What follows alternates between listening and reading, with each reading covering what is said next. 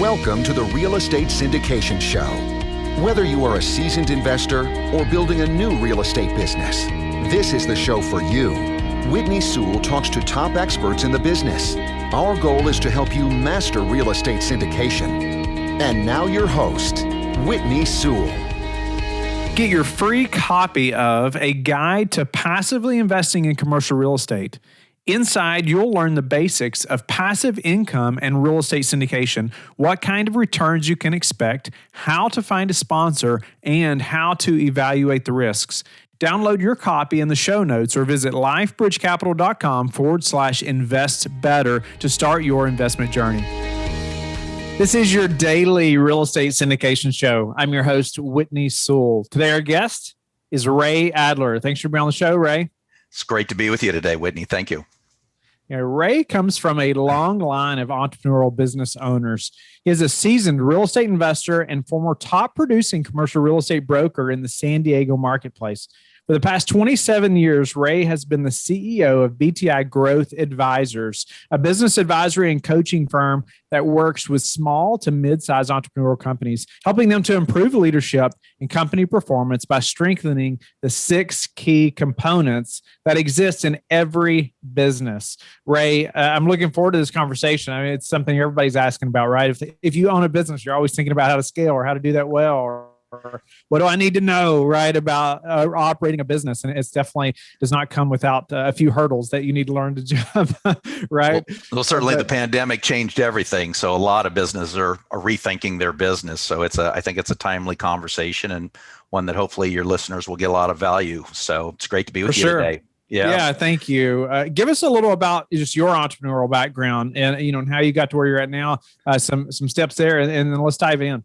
Yeah, absolutely. And first, I want to, you probably know this, I'm an investor in your Stratus project in Colorado Springs.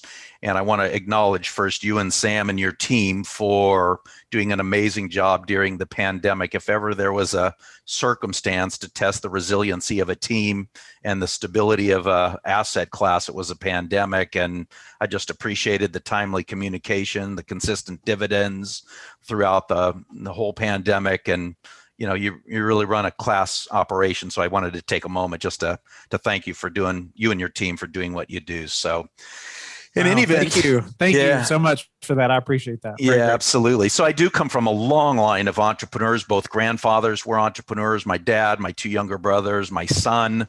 You heard a little bit. I spent a decade in the commercial real estate industry. And as much as I love closing commercial real estate transactions, I learned that I really had a love and a passion for mentoring newer commercial real estate agents, to helping them to be successful, develop the habits of thought, of behavior, to really help them excel more quickly. And when the market turned in the early 90s, I'm dating myself a little bit, but I decided to start a consulting, coaching, and training firm, and have worked with lots of different companies in a lot of different industries. And while I've worked with some very large companies like Kaiser, Toyota, and Farmers Insurance and Bank of America, the vast majority of my clients have been small to mid-size entrepreneurs who had a dream, had a vision, had a passion to create something for the greater good of mankind or whatever. And so I just have learned a lot about the highs and lows of running an entrepreneurial business. So that's it. Yeah, just a little bit of my background.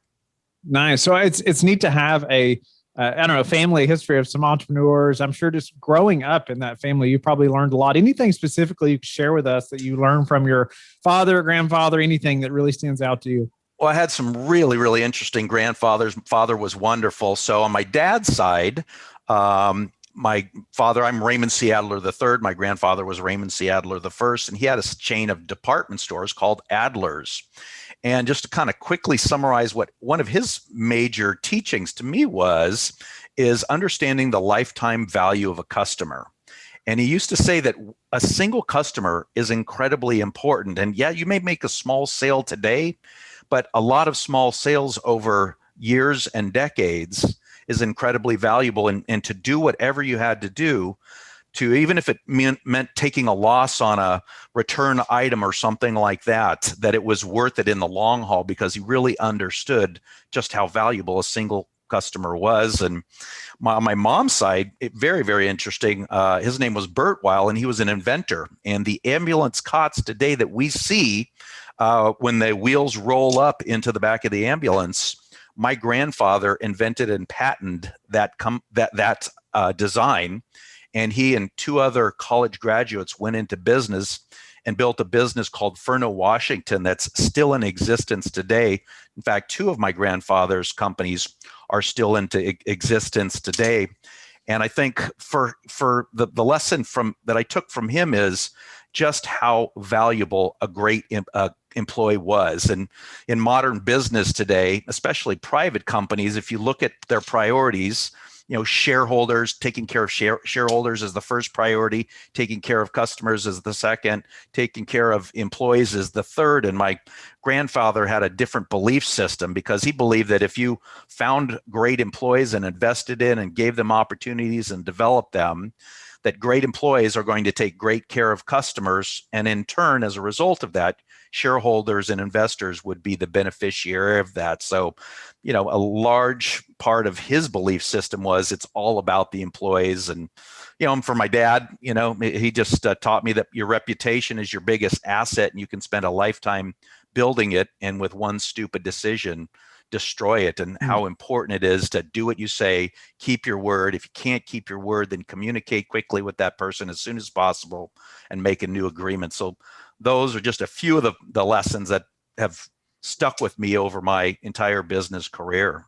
Such great lessons, no doubt about it. It just says a lot too when your grandfather's businesses are still operating like that. That says a lot. Just that time, right? That doesn't happen just by doing things accidentally. 60, right? 70, 80-year-old companies still in existence today, generations later in the business. So it's pretty fascinating. They've got some good systems in place, that's for sure. But let's get into that. I know you are an expert in I'm sure a lot of listeners have heard of Traction and Entrepreneurial Operating System, EOS. Let's jump into that a little bit. And what is EOS? What is Entrepreneurial Operating System? And help us to better understand that. Yep. So I want to first give it some context. And complexity occurs very quickly in business. Complexity grows exponentially in business. Communication complexity, process complexity, employee complexity. And if you and I are working in a company, there's two lines of communication, me to you, you to me. Well, if we bring in Sam into our company, we've now increased by 50% the number of employees in this company, but the communication complexity has increased by 200%. Now, if we bring a fourth person into our company, the number of employees has increased by 100%, but the communication complexity has increased by 500%. And so complexity grows very quickly in a business. And what my goal today is to help your listeners to think differently about their business and the different components in their business so that they can strengthen these components and help to streamline them. So EOS, as you mentioned, it stands for Entrepreneurial Operating System. And it's a proven system and practical set of tools that help leadership teams get more of what they want from their businesses by reducing the complexities that impact growth and profitability in the customer experience. And EOS was created by lifelong entrepreneur Gino Wickman, who really had a knack and passion for the art and science of running a truly great entrepreneurial company. And it's really a way to harmonize and orchestrate all of the moving parts of a business, creating greater consistency and scalability in a business, making it easier to manage, more profitable, and more fun to work at. And there's over 10,800 companies today running on EOS. So this is a pretty proven process. It's definitely a system that I hear more and more about, right? Especially in our industry and other industries also. It's like more and more businesses are turning to EOS and hiring people like yourself to implement. I've just heard numerous people talk about trying to do it themselves versus hiring somebody to help them. And they're just like, hands down, let's hire somebody, a third party to help us. I just think, just the vision of somebody looking in is so much different than the inside looking out, and it's so helpful to have somebody like yourself that's just non-biased, and can look in and see what everyone's doing and ask some hard questions and maybe say some hard things as well. But you mentioned this EOS system. We talked about 6 components that exist in every business. Some of those things. So let's dive into that. What are these 6 components? I know the listeners just like waiting to hear. I want to make sure they have them.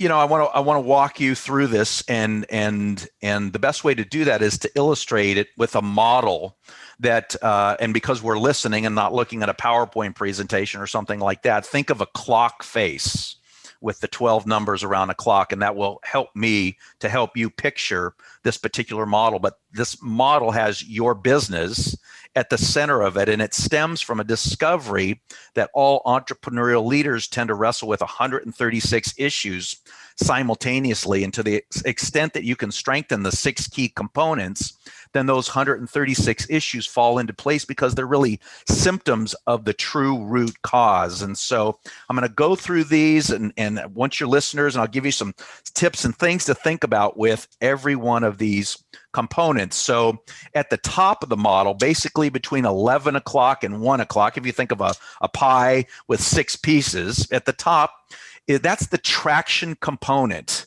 And so actually, it's really about the vision. The first component is the vision component.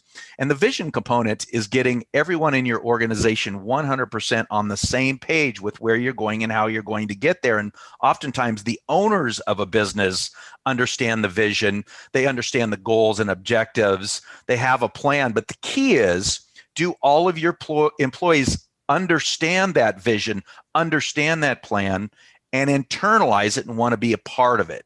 So the vision component is at the top of the model. That's the first component.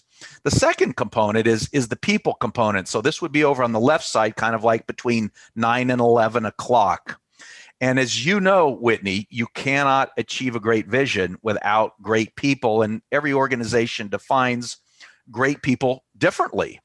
And a lot of companies use, top quartile and A players. And the key is to define what it means to be a great employee in your company. And we all remember the book Good to Great by Jim Collins. And he coined a phrase, right people, right seats. And so right people are employees that fit your culture like a glove. So that's right people. Right seats are people who have the God-given talent, skills, and ability to really excel at their job.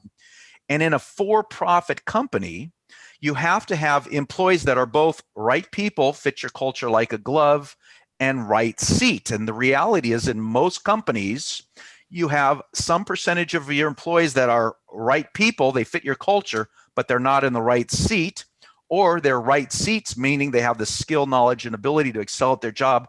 They just don't fit your culture. They're tearing apart your culture in ways that you can't even see on a daily basis. And so to strengthen that people component, you have to have right people, right seats to really get that level of performance, to what's possible. What's the percentage of times that you see that's correct? Like people are in the right seats, it's the right people in the right seats with the businesses you're working with.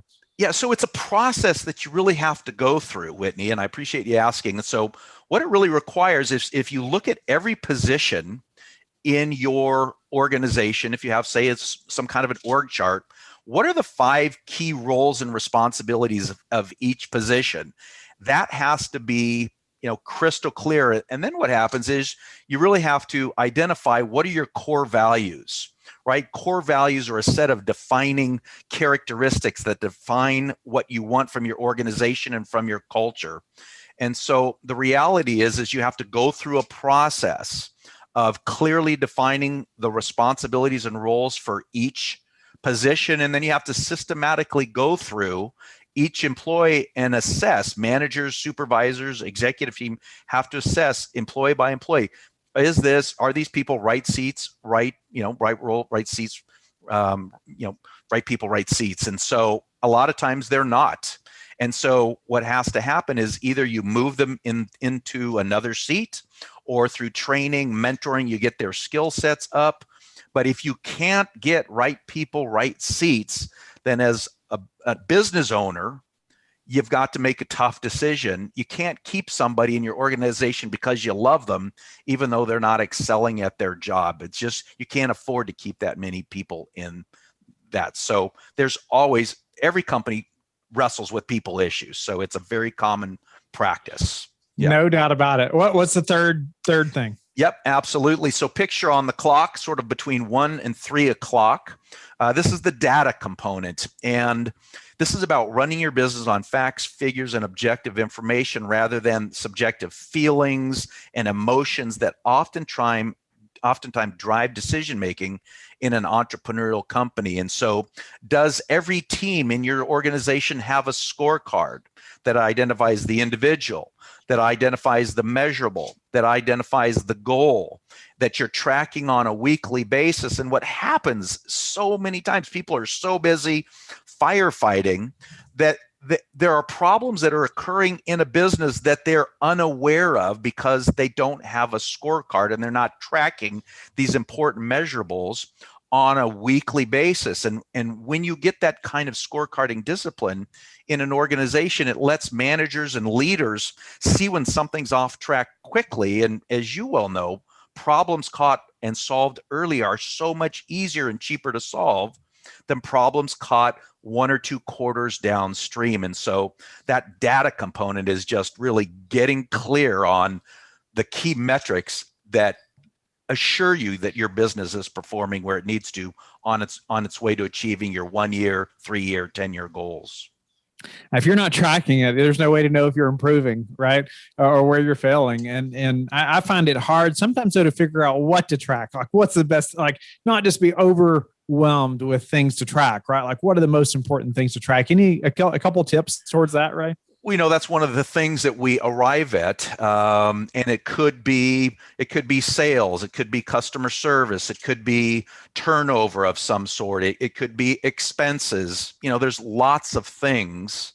We have lots of choices in terms of things, metrics to track. Could be customer profitability, could be new customer acquisition, lifetime value of a customer. And so the key is to develop a scorecard for each team in your organization so that employees are really focused, especially on 90-day goals. And so, in a lot of companies, there's annual goals, but I think, and I've done so much coaching of sales teams, is it's so important to stay focused on hitting your quarterly milestones. And when a company and every employee has, we call them rocks in the EOS world, that's a 90-day goal or priority. And when every employee has a 90-day priority, it keeps people really, really focused because oftentimes there's so many competing priorities. And what we tend to do is focus on just 3 to 7 goals or priorities, not 23, because when everything's important, nothing's important. And so we have a saying in working with our clients that less is more. And we really want to focus on those critical few goals or priorities and really devote all of our resources to achieving those. Makes so much sense. I think more just becomes overwhelming and you almost, it just doesn't seem achievable for one, right?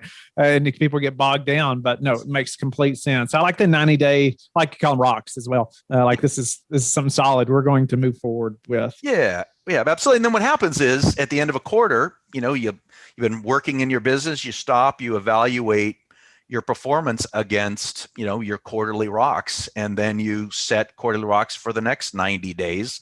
And oftentimes, in the leadership team, we could have a whole session on the leadership team because so oftentimes there's a lot of dysfunction at the leadership team level. And what we know is as goes the leadership team, so goes the organization. And so a lot of the work that sets a company up for going to the next level really is focused on strengthening the leadership skills of the executive team, of helping them to become better planners and delegators and better able to analyze data for better decision making. And so as goes the leadership team, so goes the organization. Very well said. No doubt about it.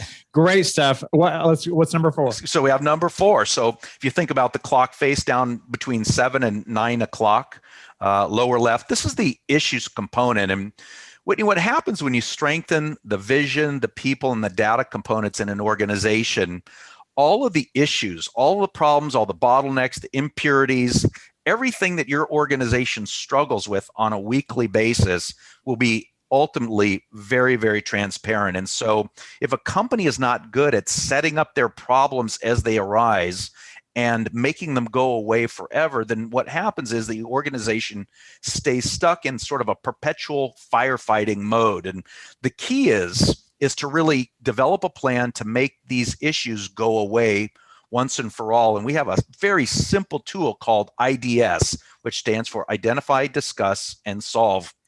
And this tool stems from a discovery that great leadership teams get themselves in a room, discuss an issue over and over and over again, sometimes multiple times, over the course of weeks, years, and months, but never really solving it at the root cause. And so we identify an issue, and what we do is we cascade this discipline down throughout the organization so that every manager and supervisor, this is going on inside of a company where on a weekly basis, teams are IDSing, identifying the top 3 issues that have to be solved this week, discuss them, and then move to solving them, developing a plan to make those go away for the greater good. Because the reality is the success and trajectory of your company will be held back greatly to the extent that you're wrestling with the same issues and problems over and over and over again. So that's really, really crucial.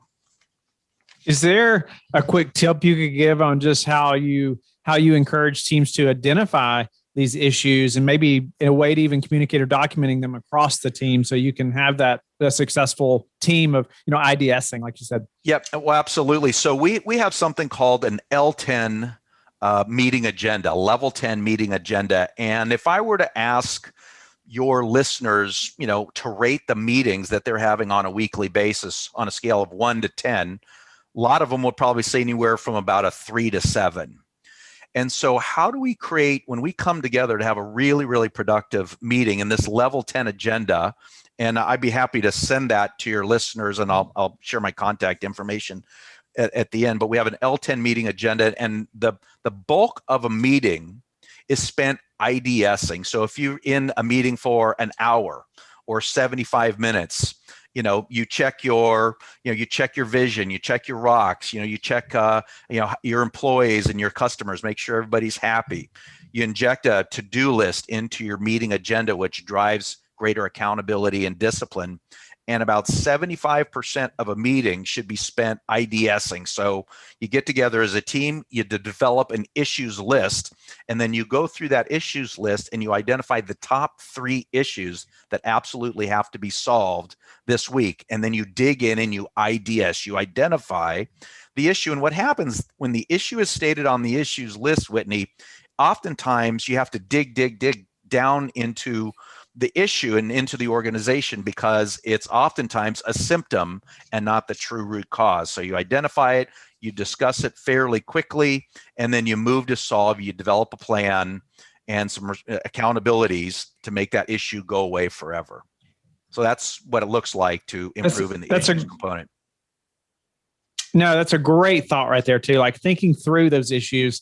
I guess if you kept listing them, you're going to probably find out that many of them are related, and there may be another issue that comes out that's really the cause of many of the others that you thought were issues. Is that accurate? Well, it's accurate. And imagine in an organization, if every team on a weekly basis was IDSing issues. And so what happens is you cascade this culture of problem solving into the organization so that wherever you are, you have teams of people, employees, solving issues and making them go away once and for all. So, yep. No, that's awesome. Is that, you talk about teams IDSing, is that something that, say, teams can typically do? And then maybe they know there's certain issues that they need to bring like to a management or above them or something like that, or maybe they know there's certain issues they can take care of. Or I assume that's set by the management. How do you normally see that? Yep. So we call it a meeting pulse, and different teams are in different meeting pulses. Some teams meet once a month. Some teams meet every other week. Some teams meet weekly. And so what happens is issues can also flow up to the executive team so that they can IDS, and sometimes issues can be dealt with at the particular supervisory or managerial level. So it all depends, but those issues can flow up to the executive team And it's powerful because you're solving issues, making them go away for good, Yeah. No, that's awesome. And unfortunately, I wish we could like stay longer on each of these points. I know. We're going to have to move on to number 5. Yep. Simply. So the fifth key component, and this is sort of at number 3 and 4, 3 and 5 on the clock face, is strengthening the process component. And this is just getting all the most important stuff done in your business the right way, the best way, all the time. And it creates consistency and scalability in your business. It makes the business easier to manage, more profitable, and more fun. And that really brings us to the sixth key component, which is the traction component. And traction is at the bottom of the model. So vision is at the top of the model, traction's at the bottom of the model, because if you can't bring your vision down to the ground and execute on that vision day in and day out, then execution, vision without traction is hallucination. And so our goal with our clients is to get them to 80% strong or better in these 6 key components. And the truth be told, Whitney, is many companies operate at 20% strong in the 6 key components, succeeding in spite of themselves. So those are the 6 key components, and hope I've given your listeners a lot of things to think about, some tips, some recommendations, and certainly I'm available. I'd love to share whatever tools are necessary. I'd love to share them with your listeners. Certainly, I wanted to ask you, what was the name of number 5 again? I didn't get that down. Yeah, it was a process component. Yep. Okay. And so every business has 6 to 10 core processes that it runs on. So there's an HR process, there's a marketing process, there's a sales process, there's operational processes, there's a finance process, customer service process. The key is to document those processes at what we call a 2080 high-level entrepreneurial approach, just the major steps that get you to 80% of the way there, and then make sure that every employee that touches those processes has been trained, knows that they're being managed to those processes. And then what happens is you get a high degree of efficiency, and that's what drives profitability in a business. Any recommendations or thoughts towards just like as leadership teams as we grow and how we keep rowing in the same direction, and how anything you've seen that have helped leaders do those things well? Well, I think there's 8 key questions that a leadership team needs to take the time to answer. And I'm going to go through those quickly for you. But number 1, what are your core values? Number 2, what is your core focus? Number 3, what is your 10-year target? Number 4, what is your marketing strategy? Number 5, what is your 3-year picture? Number 6, what is your 1-year goal? Number 7, what are your quarterly rocks? And number 8, what are your issues list? And we keep those 8 questions on a 2-page document called the Vision Traction Organizer, or VTO for short. And if your listeners want to email me at ray@btigrowthadvisors.com, that's boy, Tom, Irene, BTI Growth Advisors, ADVISORS.com, I'd be happy to email them a Vision Traction Organizer. It's a very powerful tool for helping leadership teams to get on the same page with where you're going long term. That's a phenomenal way to really take your business to the next level. Yeah, that would be incredible. I think you mentioned something about that level 10 meeting agenda as well. Yep. I bet that would be helpful. Can call me at 760-445-4980. That's my personal cell number. And I'd be happy to email them some tools and chat with them about, what's going on in their business. Awesome. I got a few final questions, Ray. Beautiful. And any daily habits, Ray, that you are disciplined about that have helped you achieve success? I appreciate you asking. We live in such a noisy world, and I like to meditate. I believe that I'm connected to a higher power, and it is through quieting my mind that enables me to tap into that intuition and to ground myself. And so that's really powerful. I like reading books. I make reading books a consistent part. I think, exercise is absolutely critical to keep the mind clear. And, there's so many articles that have been written about the pandemic and its impact on people's stress level and anxiety. And I think now more than ever, I know we're all faced with a lot of different stresses, but it's so important just to put some time in your day to take care of yourself. Either that's through good food, meditation, whatever it is, find that thing in you that, that really feeds you on an emotional. Yeah, go ahead. You work with so many entrepreneurs and businesses, and I'm sure many with great success. Are there any other habits that you see that are just standard across, or almost standard across most anyway? Entrepreneurs with great success. You have to be passionate. At the end of the day, you're a passionate guy. You're passionate about making a difference in people's lives, and if you're not passionate, and you all have heard this so many times before, I'm not reiterating anything you don't already know, but I think it's so important and powerful that, we're only on this planet for a short time. And I don't believe we're here just to make a living. I believe that we're here to make a difference, that each of us came here with a purpose to contribute something to the planet. And it's imperative to find that purpose and to move in that direction, to pursue that purpose. My greatest fear is, I believe we all have a song inside of us, if you will, a passion, a purpose. And the greatest fear I have is to die with my song still in me. And I think it's incumbent upon all of us to find that passion and to go in that direction and build our lives that way. What's the number one thing that's contributed to your success? I love the saying by Gandhi, which is to be the change you want to see in the world. And it's so simple. And my belief is that the world needs more love, compassion, and understanding and forgiveness. And it's a simple mantra: be the change you want to see in the world, especially with the division we have in our country today. As I just believe that the world needs more love and compassion and forgiveness and understanding, and that we can heal many things by doing that. So I would just ask your listeners to be the change. Think of the change they want to see in the world, and to be that, demonstrate those behaviors on a daily basis. That's what each of us can do to help bring the country together and heal the divide that we're all experiencing. Ray, how do you like to give back? Well, I give back. I donate to charity. I donate my time. I'll help anybody. I consult with a lot of people that never hire me, and I share my tools and my gifts. And, some hire me and some don't, but I believe in karma. I believe that what goes around comes around. And I know that as I give, I receive. And so I just look at every day as an opportunity. Even when I'm in the grocery store and it says, and you're paying your bill and it says, do you want to donate $5 to some charity? I 100% of the time always donate. Just little things make a big difference.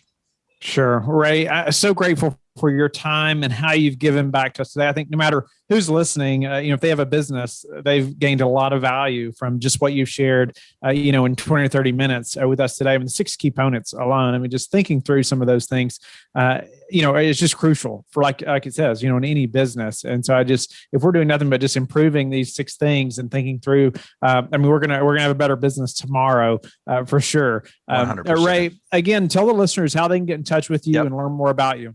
Yep. Ray Adler at www.btigrowthadvisors.com. Email Ray, R-A-Y, at btigrowthadvisors.com. My cell number is 760-445-4980. And I'd love to share my tools with you, whether you hire me or not. I don't care. I just love to help you achieve your entrepreneurial dreams. And Whitney, thank you so much to you and Sam for all you do for investors like us. Appreciate it. Thank you for listening to the Real Estate Syndication Show, brought to you by LifeBridge Capital. LifeBridge Capital works with investors nationwide to invest in real estate, while also donating 50% of its profits to assist parents who are committing to adoption. LifeBridge Capital, making a difference, one investor and one child at a time. Connect online at www.lifebridgecapital.com for free material and videos to further your success.